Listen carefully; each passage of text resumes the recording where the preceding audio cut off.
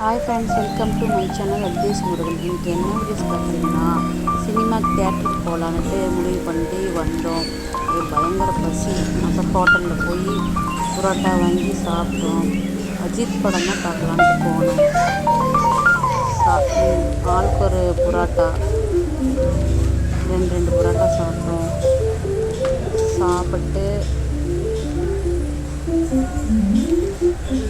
சாப்பிட்டு கிளம்புறதுக்குள்ளே டைம் ஆயிடுச்சு. சரி, காலையில் ஷோ போகலான்னு பார்த்தோம். காலையில் ஷோ முடியல. அப்புறம் மத்தியானமாக ஷோ போனோம். அஜித் படம் செம்மையாக இருந்தது, சூப்பராக இருந்தது. ரெண்டாவது இதில் சாங்கெல்லாம் செம்மையாக இருந்தது. எங்கள் அஜிக்கு ரொம்ப பிடிச்சிருந்தது.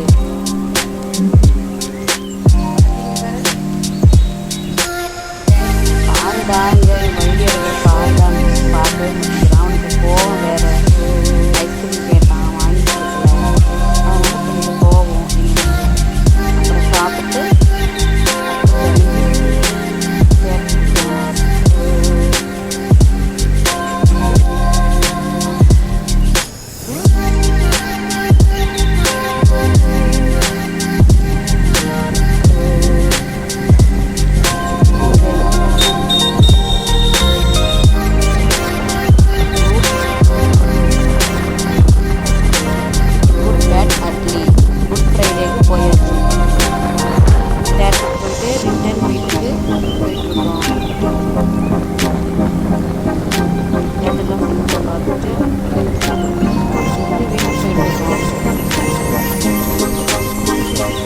போகிற வழியில் சைக்கிள் இருந்தது. அதை பார்க்கலான்ட்டு பார்த்தோம். கிளிப் எடுக்கல. சைக்கிள் வழியும் கிட்டே கோயிலுக்கு போய் சைக்கிள் பார்த்துட்டு அப்புறம் சம்மர் லீவ் வருவோம்.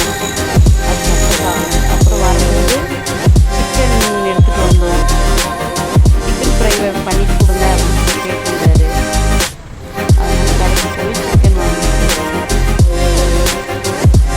சிக்கன் ஃப்ரை மாதிரி பண்ணி கொடுங்க, பெரட்டின மாதிரி குழம்பு சாதம் பண்ணிட்டு கேட்டார். அப்புறம் சிக்கன் கடையில் போய் சிக்கன் வாங்கி கொடுத்தாரு.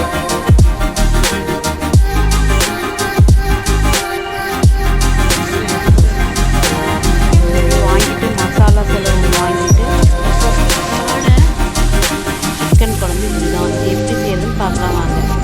தக்காளி, இஞ்சி, பூண்டு, பச்சை மிளகாய், கொஞ்சோண்டு தேங்காய், வெங்காயம், தக்காளி 4, எண்ணெய் ஊற்றியாச்சு. ஏன் எண்ணெய் அப்படின்னா பலகாரம் போட்ட எண்ணெய், அதனால் கொஞ்சம் அப்படி தான் இருக்குது. கடுகு போட்டாச்சு.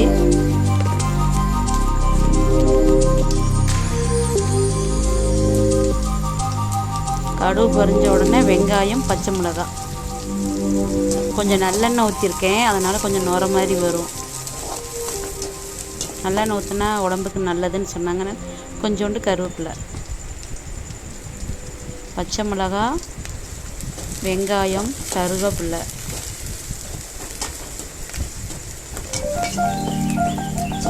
நல்லா பொன்னிறமாக வேகணும்.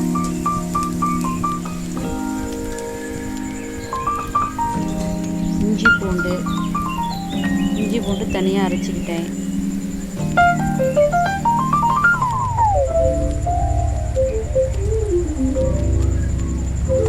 கொஞ்சோண்டு தேங்காய், கொஞ்சோண்டு பொட்டுக்கல்லை. அது சும்மா பெரட்டின மாதிரி இருக்கிறதுக்கோசரம் கொஞ்சோண்டு தேங்காய், கொஞ்சோண்டு பொட்டுக்கல்லை. அப்புறம் தக்காளி போடணும். 4 தக்காளி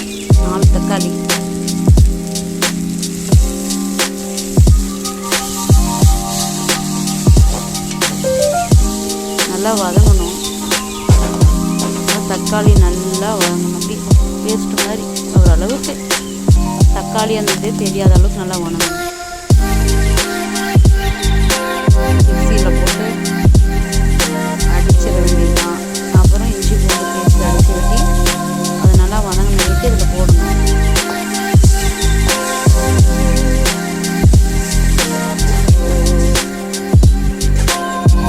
சிக்கன் பார்த்திங்கன்னா ஒரு 1/2 கிலோ தான் எடுத்துட்டு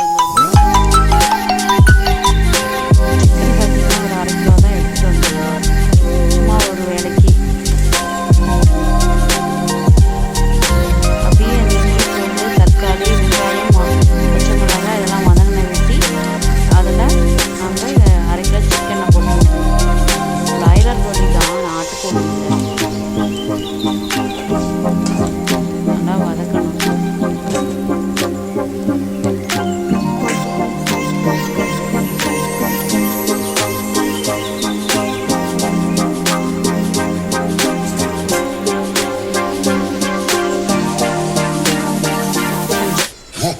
தேவையான அளவு கல்லுப்பு,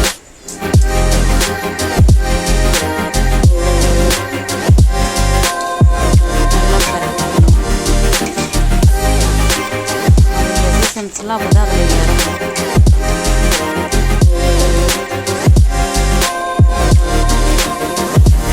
சிக்கன் மசாலா இதுதான் கடையில் வாங்கிட்டு வந்தேன். கோழி எடுத்து பார்த்தீங்களா, அதே கடையில் அதை வாங்கிட்டு வீட்டில் அரைச்ச கறி மசாலா. வீட்டில் நாங்களே இது தேவைத்தப்ப அரைச்சோம். போன வருஷம் எங்கள் தேவோம், அப்போ தேவைத்தப்ப அரைச்ச மசாலா கொஞ்சம் எடுத்து வச்சுருந்தோம். அது கொஞ்சம் போட்டு ஒரு ஸ்பூனு.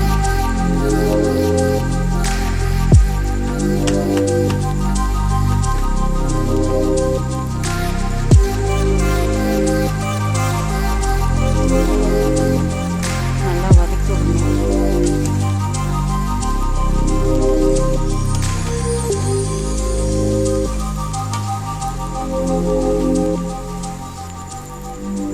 அப்புறம் கொஞ்சோண்டு தேங்காய், பொட்டுக்கல்ல கொஞ்சமாக சும்மா, அப்புறம் கசகசா.